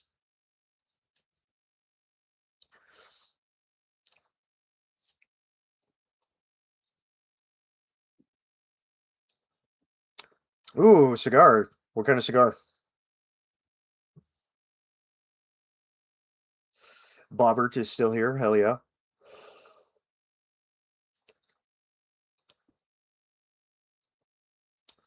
What kind of cigar, DB? I like a good Romeo and Julieta. I like my Maduros. I like it's a really rich one that they used to have called Diablos. They don't make them anymore though. Lovely Arm still here. Hell yeah. Yeah. Can't go wrong with a good Romeo and Julieta though. Man, there was another one I really liked too, and I can't remember the name of it. I don't have a ring from it anymore either. Uh, it's gonna bother me.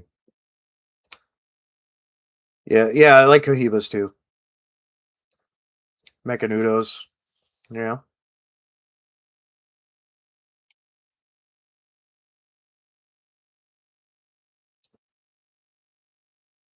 19 out 2 days ago. Got around 68 this evening. Yeah, it today it hit about 63, but it's already dipped back into the 50s. It's gonna hit in the 40s tonight.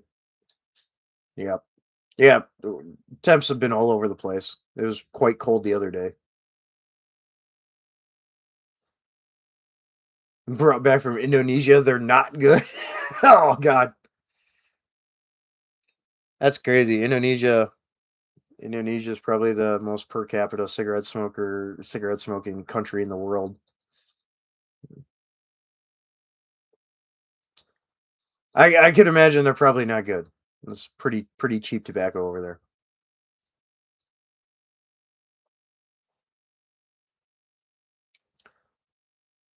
Polished off your bottle of black cherry whiskey Tuesday night. Oh, what brand? Black cherry whiskey. That actually sounds pretty good. Perdomo, 10th anniversary. Yes. Okay. Yeah. Perdomo. That's another one. I like Perdomos.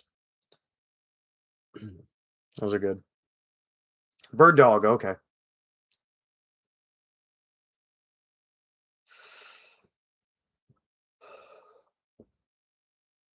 10th anniversary. I bet those are nice. Didn't correct me if I'm wrong. Didn't Perdomo also do like a cognac thing at one point too? I can't remember. I swear they had a cognac blend one at some point that was actually really good.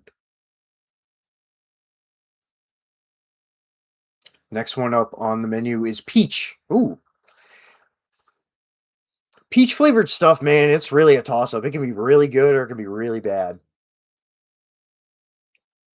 Old Smoky peach is good. Um, there's some other peach stuff I've had that has been not good though.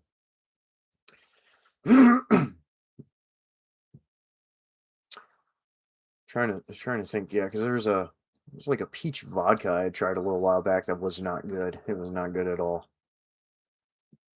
Can't remember the name of it.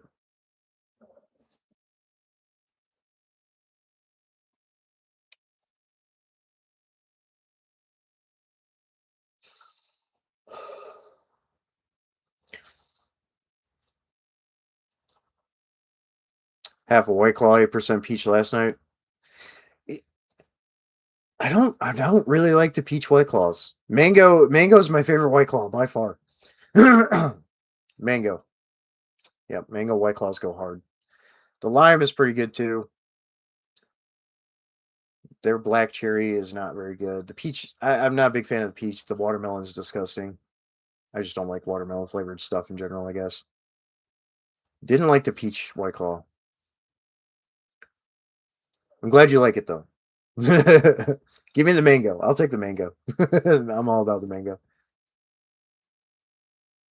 Old Smoky Cherry Shine, 100 horsepower. Yep, yep, that stuff's good. They have the Old Smoky Peach. Old Smoky Peach is good because it's got actual peaches in it. That's good stuff.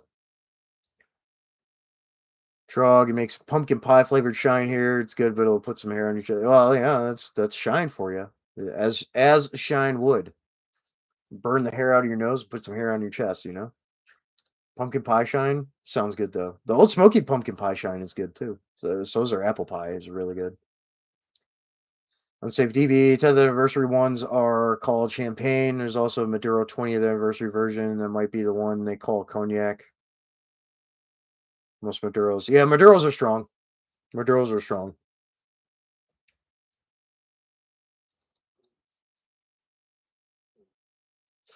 Oh, you got that in the fridge right now too, Rob? Nice. Nice.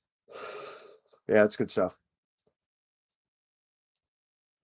That might I think you're right, DB.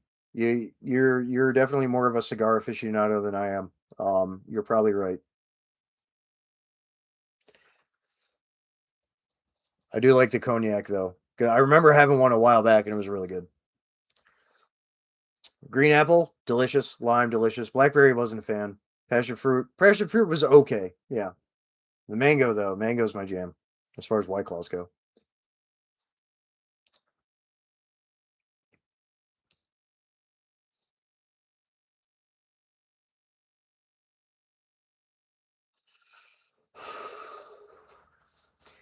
Ogre S, have I heard anything about anything mandatory about military service? No, but what they're what the news, the MSM is reporting on is that they're going to mandate that everyone sign up for selective service when they turn 18. That has already been a thing for a long time.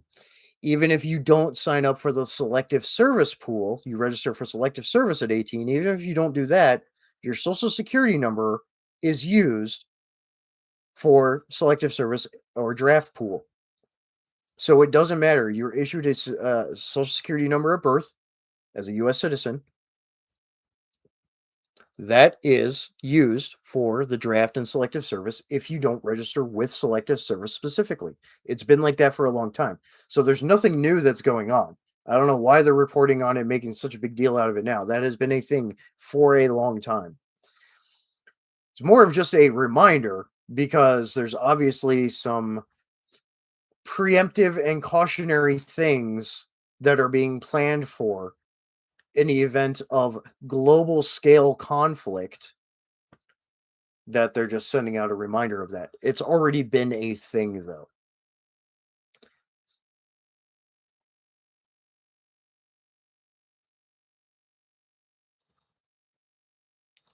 You got your selective service card, you're already in boot back in '88. Yeah, and it's changed over time. Like when I turned 18, you went to the website and registered for selective. I still have my selective service card, for when I did that when I turned 18, because that's what you're supposed to do at 18 years old.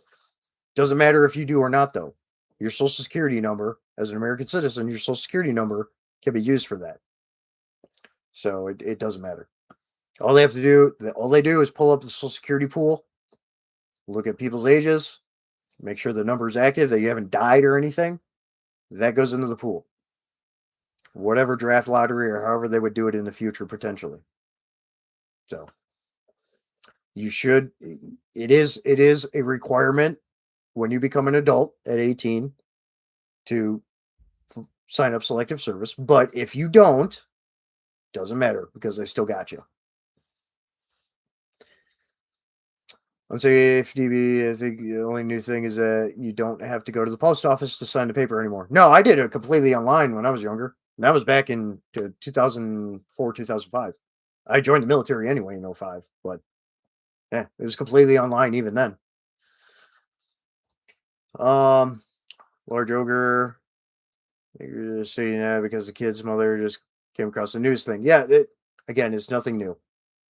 That's been a thing here in the country for a long time. So awfully armed. Do you think China, US going kinetic is still likely over Taiwan or otherwise? Yes, within the next year and a half. Um, Potentially sooner. So there are a bunch of R&D and integration programs going on through a number of government entities coming together to scale technology programs, equipment, and otherwise geared for Southeast Asian, East Asian, Southeast Asian operations. So It's about all I can say about that, but that it is a thing happening behind closed doors to an extent. Some of that information is public, but and, like, you can go to the DARPA website and look at some of the stuff that they're doing right now. But that is public release stuff. I digress. Yes, that is a very real threat. The risk, put it in your risk matrix. That is a thing. That is a potential. Drug, she kicks off the next few years. Probably it's China and not another. Correct. This Iran thing is temporary. So how soon that you know cleans up, I don't know. You know, not terribly impressed with how we've been handling things over there so far. With that stuff, the fact that we have such proactive and real time, full spectrum coverage, ISR and geospatial intelligence at any given time, and we're not able to see and properly deal with the continued launches of missiles and drones is a problem. That's ineptitude. We have the technology in place, multi-tiered, multi-layered ISR and satellite coverage, real time, and they're not being caught. Doesn't matter if it's mobile or not. You can watch and follow the mobile unit. Doesn't matter. So it's a matter of strain on manpower, but more so ineptitude in decision making.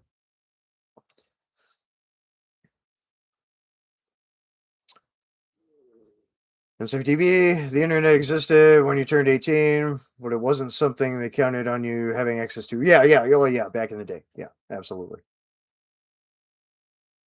I have fond memories on our first home computer in IBM and the wonderful AOL dial-up. Fond memories. But yeah, it wasn't as typical a thing as once, Y2K happened and onward. So awfully learned. Well, shit, I have to brush up on your Mandarin. Ni hao ma. Xie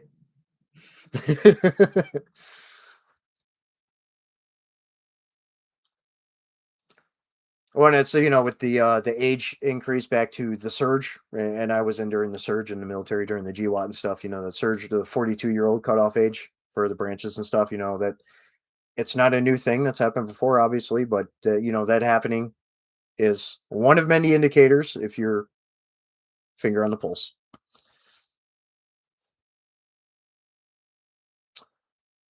Large ogre, yeah, she said that as well. DJ, yeah, exactly. One round left. First family computer was a Packer Bell back in '97. Nice. We got ours. We got ours even earlier. I think because my dad was an accountant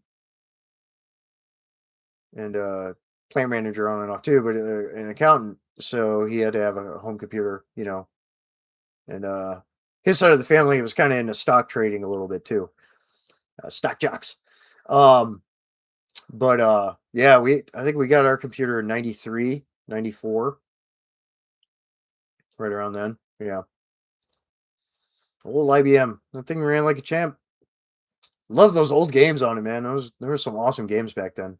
One of my favorite all-time games is still from that time period. The Interplay games, Lord of the Rings, one in Fellowship and Two Towers series. They never made Return of the King, but Two Towers was a fantastic game. Interplay games. It came out in '93.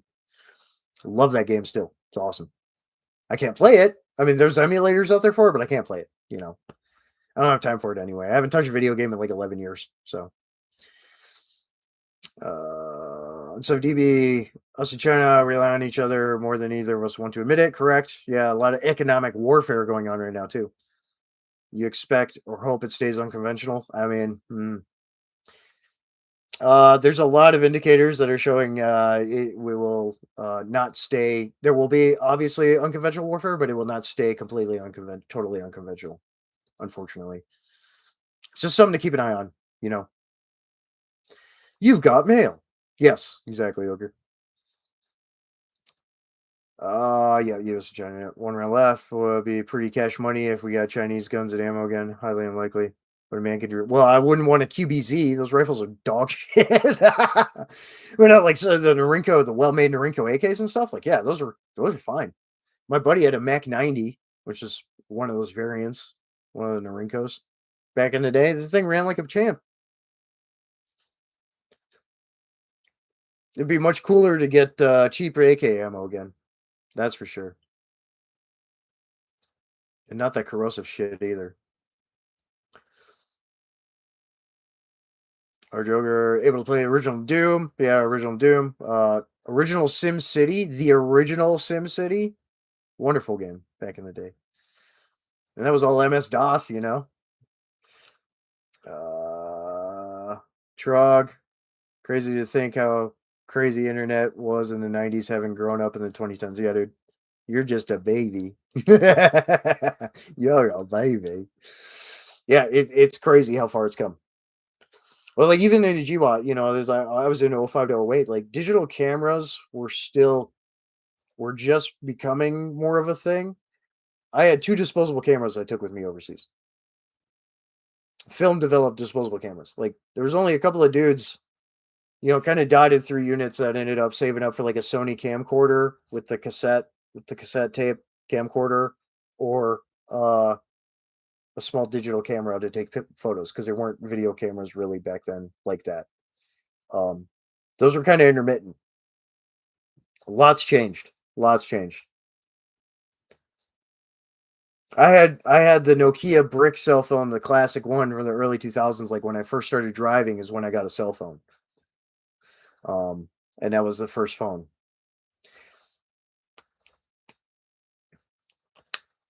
Trog want a Type 82 so bad. Yeah, solid rifles. Phoenix, hey, it's all right, bro. You're a very busy man. I'm glad you tuned in, though. You'll have to rewind to the beginning. I answered your question at the beginning, but look at the Proud Partners list, the Proud Partners section on the FracT website. Current list of all production partners and custom build, custom order partners. If you want something custom made, hit up one of those guys. Apart from what's available in catalogs with some of the companies and stuff. You want a W pattern sling? Swift Design and Textiles has them. Same with MU pattern. He's got those two patterns in stock right now. You want some pouches and otherwise and various things and W pattern or whatever, hit up like Cottonmouth Customs or whatever. He's on Instagram.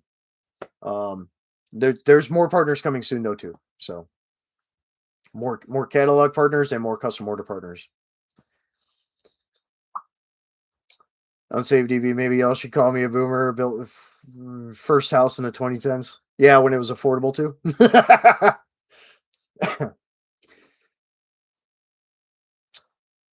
Yeah, prices are insane. They don't even get me. I will not go. I'm not going to go on a tangent this time around. I've only got about 8 minutes, 7 minutes left in this live stream here. I'm not going to go on a tangent about housing right now. But for now, I missed out, unfortunately. But it is what it is. I want to build a home out of stone. I don't want anything flammable in that bitch.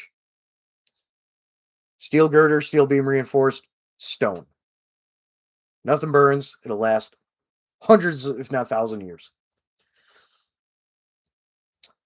Phoenix Blaze, bro, very fucking busy, man. About to have to head to Little Rock. Ooh, have fun, man. Be safe.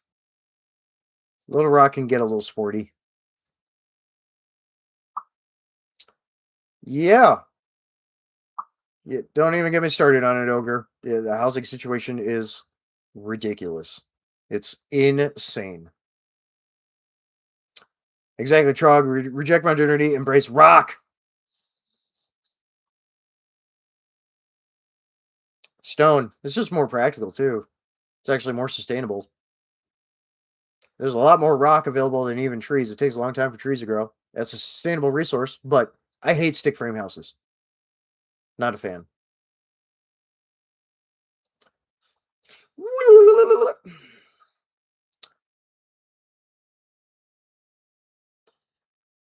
Ooh, pig. Yep.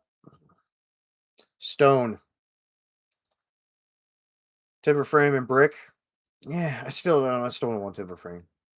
Brick is okay though. The building I'm in is at least partly brick. so that's good. But my name is Korg. I'm made of rocks. Yes. I mean, don't get me wrong. There's an aesthetic when it comes, especially when it comes to like German style architecture, like the old school classic German architecture. With the beautiful wood, and in the house and stuff, and then obviously like your Finnish style cabin and stuff. But even then, that's still just temporary, in my opinion. Like for me, like I want stone. I want a castle, but small.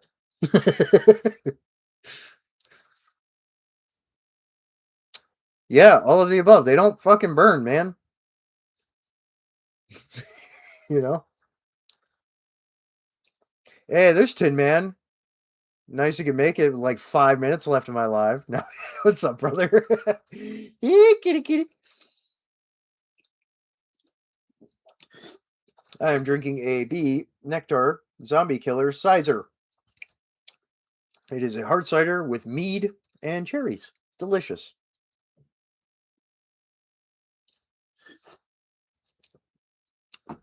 You'll have to replay, man. Also, thank you again to XXL Dude for the new camera. It looks great. I'm very happy with it. Thank you very much. Glad we could do a trade. What's the 50 cal? Even then, Ogre. Depends on the stone. Might take a little. It's still going to take a little effort. Phoenix Blaze, love a gothic style rampart. Keep as my house. Hell yeah, dude. That'd be sick. Dig a moat, boy. Dig a moat. It is very good. These are delicious, Tin Man. Pick some up. They're not very high ABV. Most sizers are a little stronger. There's another one I had a little while back that was like 11%. There's another one that's like 7%. These aren't quite there, but they're very, very tasty. Highly recommend. Yep, meat and cherries, man. Can't go wrong.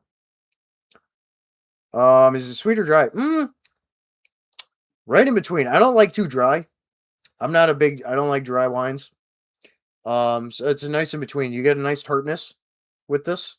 The Zombie Killer, you get a good tartness, a nice sweet finish on the back end. It's a really good balance. I like a little more sweet personally, but that's a really good in between. Maybe slightly more on the sweet side, but it's tart for that one specifically. Mead wise, I love sweet mead. I'm all about sweet mead.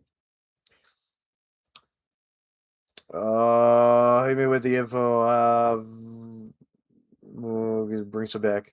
Oh yeah, B Nectar Zombie Killer. Cool as hell. Cool as hell design on the label. They're quite tasty. DJ, you're gonna recreate Monty Python once you build a house. We're the knights who say nee. Your mother was a hamster and your father smelt of elderberries. I fart in your general direction.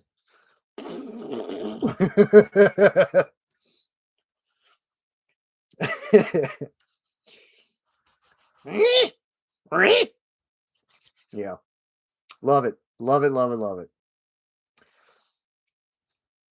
I mean, like a stone cottage, but a little bit bigger. I really like Irish stone cottages. Maybe a little bit of castle aesthetic would be cool.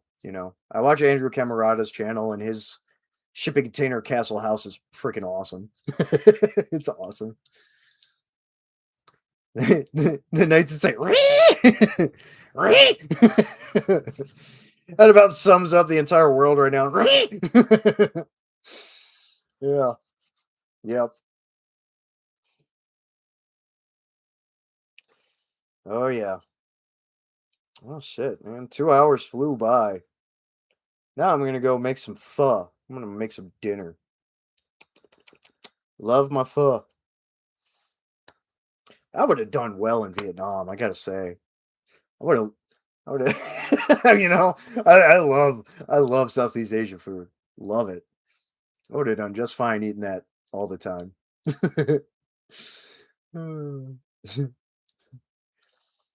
Norse Longhouse, a whole ass hearth in the middle. Well, yeah, but out of stone. I'm totally fine with that. Just out of stone with a metal roof. A great 2 hours. Well, thank you. Appreciate it. I'm glad everyone tuned in. I think at one point we were close to like 13 or 15 people in here, which is awesome. I usually don't have a terribly lot of people that pop into my live, but whatever. It is what it is. I've had this channel since 2011. Just finally hit over 2K subs.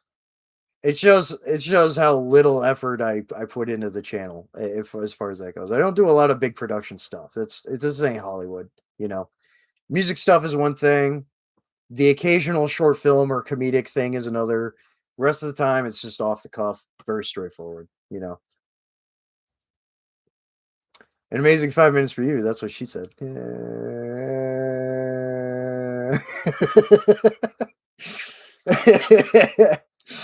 uh, Fix plays. No, it's all good, bro. Just replay it later. Whatever, bro. You're a busy guy. Stay safe out there. You call me if you need anything.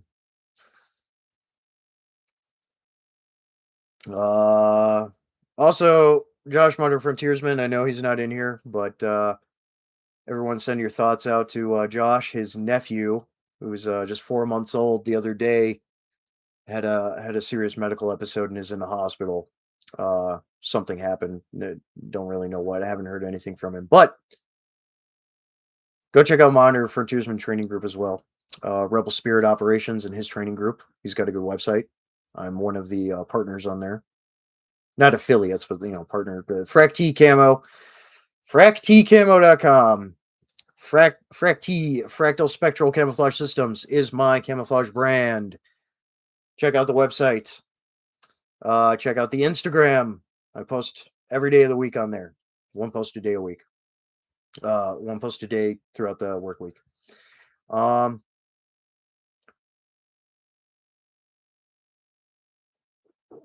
Was listened to when you started this channel. Got to bounce. Hey, see you later, lawfully armed. Oh, he's taking over for TMT at 8:30 Central. Nice. Right on, dude.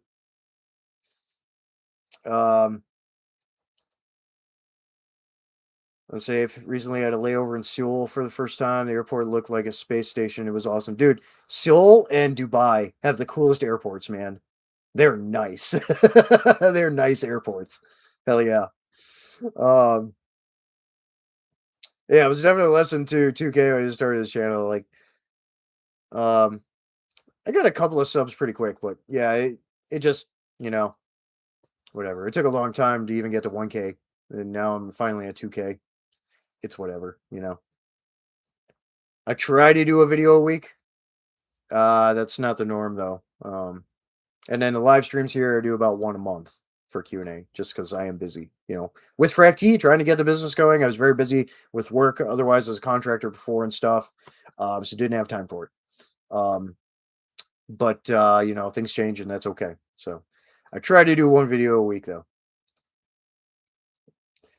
Soon featuring Charm Camo. Hey, anybody wants a camouflage design commission? It ain't going to be cheap, but I'm available. Professional services to design you a camouflage pattern. That is one of the services Frac T offers that I offer. But with that, Frac T, FRAC-T camo.com. I will put it in the chat here. Everyone go check it out. Share it around.